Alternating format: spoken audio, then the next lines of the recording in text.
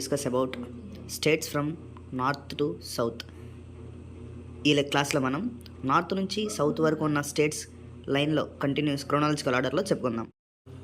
Maps దగ్గర నుంచి మనకి 1 మార్క్లో 2 క్వశ్చన్స్ వస్తాయి. 8 మార్క్స్ 33rd క్వశ్చన్లో ఏలో ఇండియా గురించే ఇస్తారు.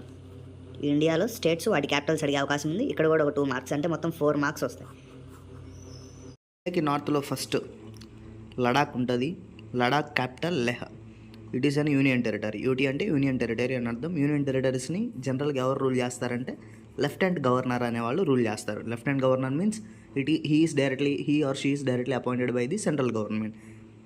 ఎవరు రూల్ చేస్తారని చెప్పాం? లెఫ్టినెంట్ గవర్నర్ అంటే సెంట్రల్ గవర్నమెంట్ డైరెక్ట్గా వీళ్ళని అపాయింట్ చేస్తుంది. ఇంటర్నేషనల్ బౌండరీస్, వేరే కంట్రీస్తో బౌండరీస్.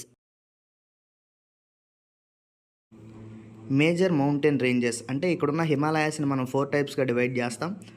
ఆ 4 టైప్స్లో 3 అనేవి లడాక్లో ఉంటాయి. ఫస్ట్ దాన్ని మనం కారాకోరం రేంజెస్ అంటాం. తర్వాత Ladakh ranges, Zanskar ranges.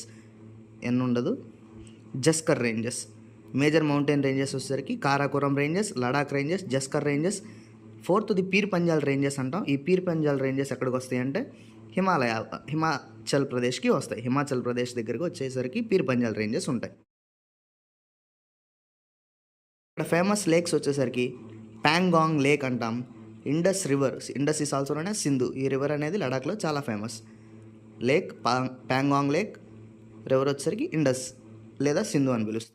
Next state వచ్చేసరికి జమ్మూ అండ్ కాశ్మీర్. ఇది యాక్చువల్గా 2nd ప్లేస్ అనమాట.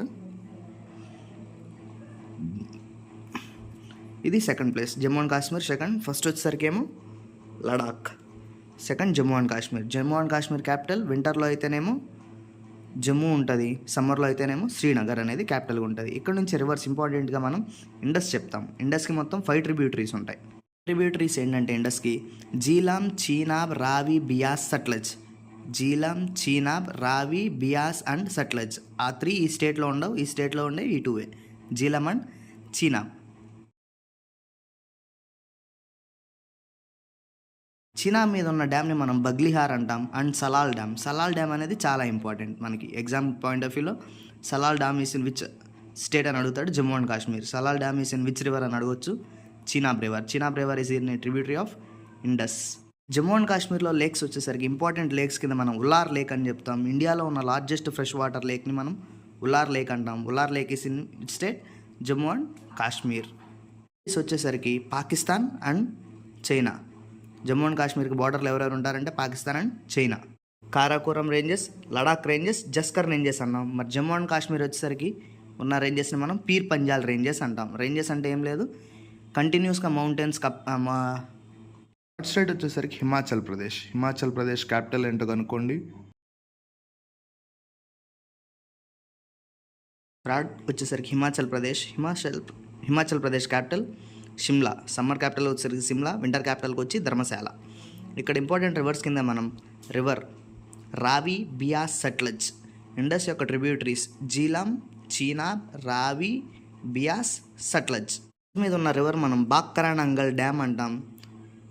నత్పా జాక్రీ డ్యామ్. మనకి బాక్రానంగల్ డ్యామ్ చాలా ఇంపార్టెంట్. బాక్రా అండ్ నంగల్ వేరు డ్యామ్స్, కానీ 2 సట్లెజ్ మీదే ఉన్నాయి. సట్లెజ్ రివర్ మీద ఉన్న డ్యామ్స్ 2 ఉన్నాయి. ఒకటి బాక్రానంగల్, నత్పా జాక్రీ డ్యామ్. లేక్స్ వచ్చేసరికి రివల్సర్ లేక్. దీన్ని మనం మల్టీ రిలీజియస్ లేక్ అంటాం. అంటే డిఫరెంట్ టైప్స్ ఆఫ్ రిలీజియస్ వాళ్ళు, బుద్ధిస్ట్, సిక్స్, హిందూస్కి ఈ ప్లేస్ చాలా ఇంపార్టెంట్. మన ఎగ్జామ్కి వచ్చేసరికి డాల్ లేక్ చాలా ఇంపార్టెంట్. డాల్ లేక్ ఉన్న స్టేట్ ఏంటంటే హిమాచల్ ప్రదేశ్. డాల్ లేక్ చాలా ఇంపార్టెంట్. తర్వాత రేణుకా లేక్. హిమాచల్ ప్రదేశ్లో లార్జెస్ట్ న్యాచురల్ లేక్ అని దేని పిలుస్తామంటే రేణుకా లేక్ అంటాం. ప్రాషార్ లేక్ అనేది ఫ్లోటింగ్ ఐలాండ్కి చాలా ఇంపార్టెంట్ అనమాట. ఫేమస్ ఫర్ ఫ్లోటింగ్ ఐలాండ్స్ ఉన్నదాన్ని ప్రాహార్ లేక్ అన్నాం. 4th స్టేట్ పంజాబ్ అంటే 5 రివర్ స్టేట్ అంటాం. 5 రివర్స్. ఏ రివర్స్ అంటే ఇండస్ ట్రిబ్యూటరీస్ చెప్పాం. 5 ట్రిబ్యూటరీస్ జీలం, చీనాబ్, రావి, బియాస్, సట్లెజ్. అవి పంజాబ్ అంటే మన స్టేట్, మన ఇండియాలో ఉన్నది కాదు. పాకిస్తాన్లో కూడా మన పంజాబే కొంచెం షేర్ అయ్యింది. ఆ షేర్ అయిన పార్ట్ని మనం పంజాబ్ 5 రివర్ స్టేట్ అంటాం. పంజాబ్ అంటే 5 రివర్స్ అని అర్థం. క్యాపిటల్ వచ్చేసరికి Chandigarh. River Sutlej river, Beas and రావి. జీలాం, చీనాబ్, రావి, Beas and Sutlej. Indus tributaries ఇవన్నీ. ఇక్కడ డ్యామ్ చాలా ఇంపార్టెంట్ అనమాట. రంజిత్ సాగర్ డ్యామ్, దీన్ని మనం థీన్ డ్యామ్ అంటాం. మల్టీపర్పస్ డ్యామ్ అనమాట. ఇది మల్టీపర్పస్ అంటే డిఫరెంట్ టైప్స్, ఒకే విషయానికి కాకుండా 2-3 మోర్ దాన్ 1 ఇష్యూకి మనం ఒక డ్యామ్ను ఉపయోగిస్తే దాన్ని మల్టీపర్పస్ డ్యామ్ అంటాం. ఎగ్జాంపుల్ కింద హైడ్రో ఎలక్ట్రిసిటీ, హైడ్రో అంటే వాటర్ ద్వారా వచ్చే ఎలక్ట్రిసిటీని హైడ్రో ఎలక్ట్రిసిటీ అంటాం. ప్లస్ ఇక్కడ ఉన్న వాటర్ని ఇరిగేషన్ అంటే water supply to the fields, మన క్రాప్స్కి, పంట పొలాలకి వాటర్ సప్లై చేయడాన్ని మనం ఇరిగేషన్ అంటాం. హైడ్రో ఎలక్ట్రిసిటీ వల్ల ఎంత మెగావాట్స్ వస్తుందంటే 600 megawatts of electricity is generating from this dam, Ranjit Sagar dam. It is also called as Thein dam. Multipurpose కింద దీన్ని వాడతాం అనమాట. ఇక్కడున్న లేక్ని మనం హిరాకే వెట్లాండ్ అంటాం. హిరాకే వెట్లాండ్ అనేది లార్జెస్ట్ వెట్లాండ్, నార్త్ ఇండియాలో ఉన్న లార్జెస్ట్ వెట్లాండ్ కింద మనం హిరాకే వెట్లాండ్ అని పిలుస్తాం. ఇది ఏ స్టేట్లో ఉందంటే పంజాబ్ స్టేట్. ఉత్తరాఖండ్, ఒకప్పుడు దీన్ని ఉత్తరాంచల్ అని పిలిచేవాళ్ళు, ఇప్పుడు దీన్ని ఉత్తరాఖండ్ కింద. Old name is Uttarakhand, it is renamed as Uttarakhand. Capital వచ్చేసరికి డెహ్రాడన్. రివర్స్, ఇక్కడ ఉత్తరాఖండ్ మనకి రివర్స్ ఆరిజినేటింగ్కి చాలా ఇంపార్టెంట్. ఇక్కడ గంగా అండ్ యమున, గంగా, భగీరథి, అలకనంద, ఈ 2 రివర్స్ కలవడం వల్ల వచ్చిన రివర్ గంగా. భగీరథి, అలకనంద కలవడం వల్ల వచ్చిన రివర్ గంగా. ఈ భగీరథి పైన ఉన్న డ్యామ్ ఇండియాలో ఉన్న టాలెస్ట్ డ్యామ్ అని దీన్నే పిలుస్తాం. ఇది టెహరీ డ్యామ్. ఉత్తరాఖండ్కి ఇంటర్నేషనల్ బౌండరీస్ అంటే వేరే కంట్రీస్తో ఉన్న సరిహద్దులు. బౌండరీస్ అంటే మన ఇంటికి పక్క ఇంటికి మధ్యలో ఉన్న ప్రహరీ గోడలాగా.